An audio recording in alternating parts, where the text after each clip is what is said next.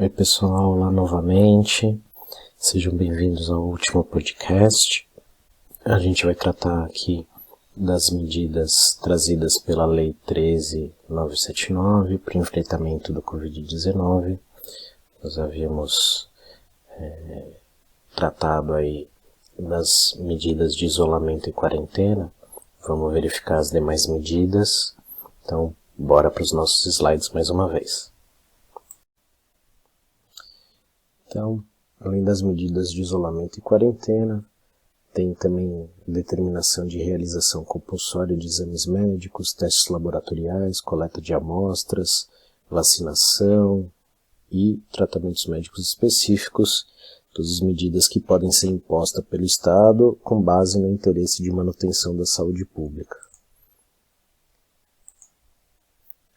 Inciso 4 vai falar da epidemiologia, a importância da epidemiologia no desenvolvimento das convicções científicas aí a serem adotadas como razões de decidir no desenvolvimento das medidas de combate. Inciso 5, exumação, necropsia, cremação e manejo de cadáver, já prevendo um grande número de mortos, né? O Estado determina aqui quais são as medidas do que fazer com esses cadáveres. E aqui na nossa matéria, toda vez que você dorme, no dia seguinte você acorda, tem uma medida provisória, né? As notícias não param e a legislação também não para. Aqui a MP 926, do dia 20 de março de 2020, ou seja, sexta-feira foi a publicação dessa medida, e já trouxe uma alteração na Lei 13.979, né? Então, a possibilidade de fechamento de rodovias, portos e aeroportos, não só os de fronteira, mas também os interestaduais e intermunicipais, ou seja, é possível o isolamento completo de um município, né, desde que aí com recomendação técnica e supervisão da Anvisa por determinação das autoridades de saúde. Inciso 7 fala da requisição de bens e serviços das pessoas jurídicas, hipótese em que será garantido o pagamento de posterior indenização justa. A gente não tem na lei a definição do que é essa definição justa. Mais tarde nós vamos dar uma olhada na portaria aqui.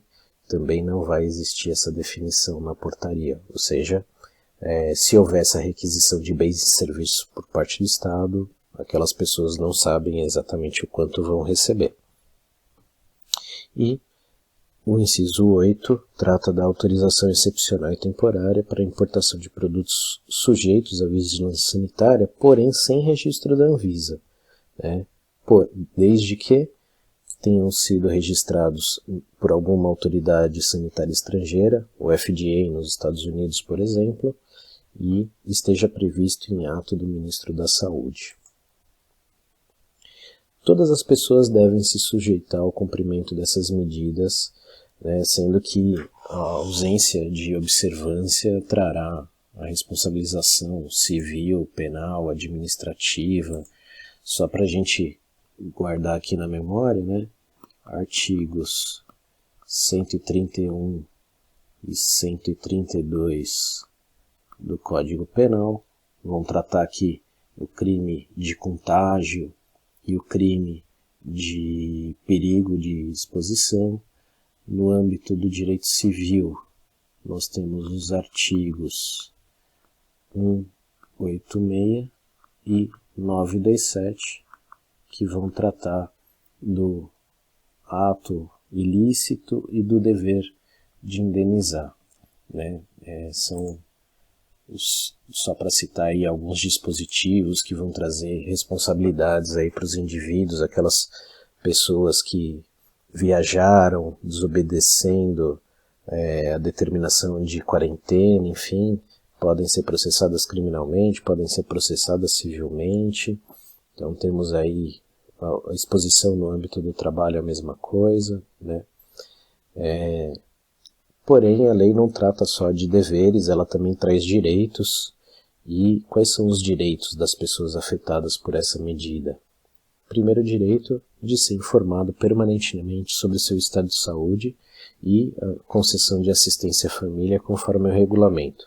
Regulamento, portaria 356 do Ministério da Saúde, a gente vai discutir ali um pouquinho, mas aqui então essas pessoas têm direito à informação, né? E também o monitoramento da sua saúde em tempo integral. O inciso 2 diz que elas têm o direito de receberem um tratamento gratuito.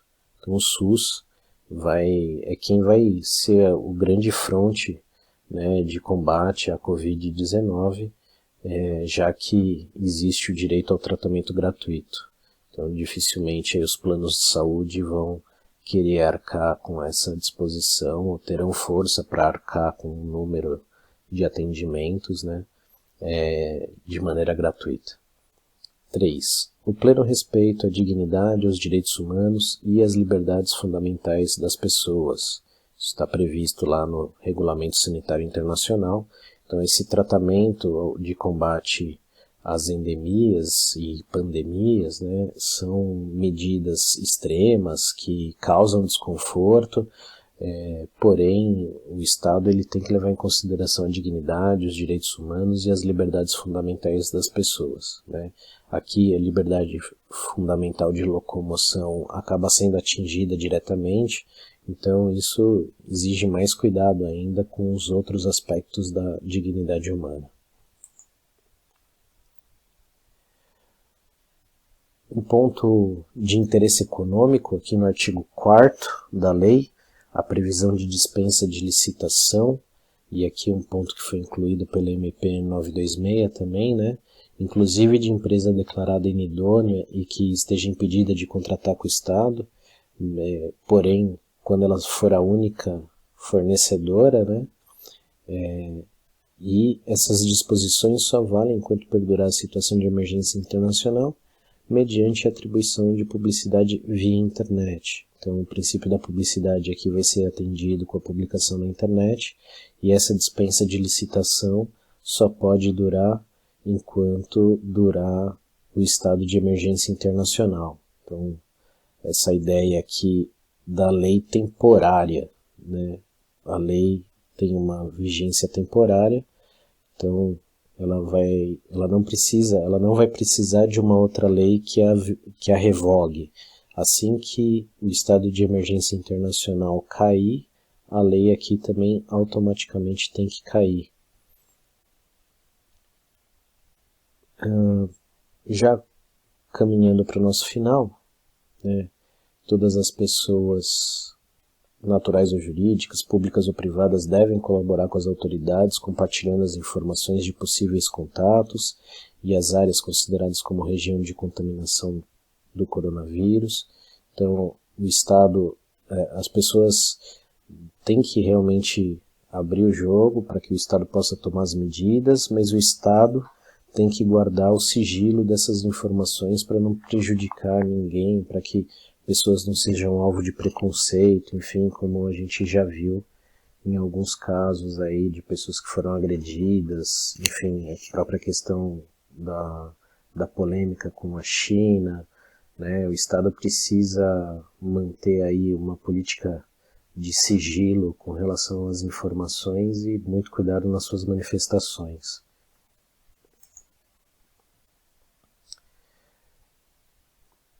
Os dois últimos slides aqui que eu queria tratar com vocês dizem respeito à portaria 356 do Ministério da Saúde.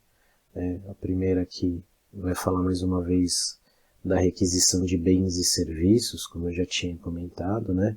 Porém sem essa justa indenização, esse conceito do que seria justa indenização. Tem só a repetição do texto da lei.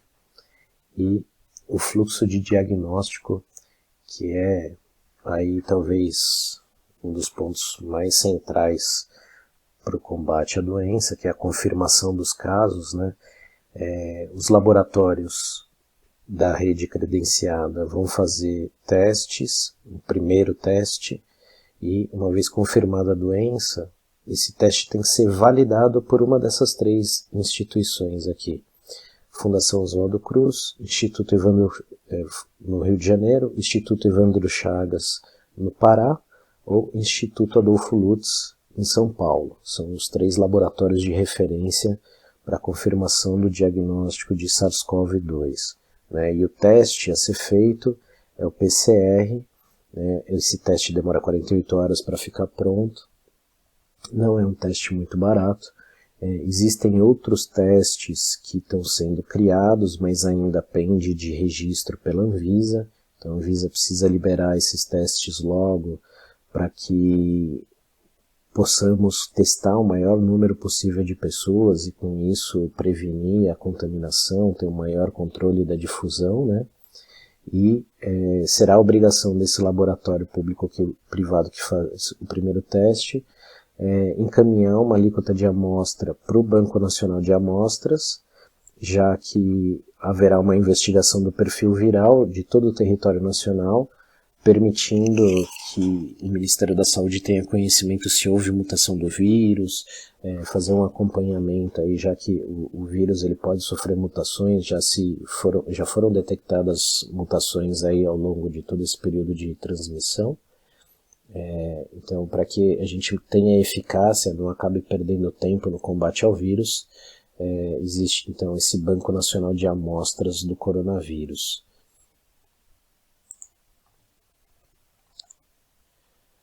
Muito bom, gente. Espero que vocês tenham gostado.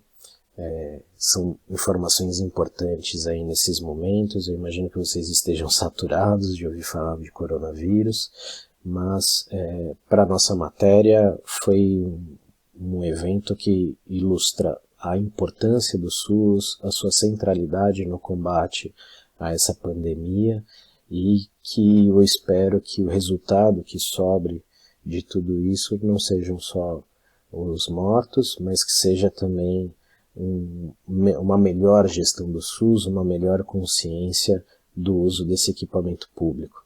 Então, obrigado aí por acompanharem, um grande abraço, força nesse período de afastamento, fique em casa, se cuida, se hidrate e estuda um pouquinho aqui com a gente. Nos vemos nos próximos vídeos. Valeu, grande abraço, até mais.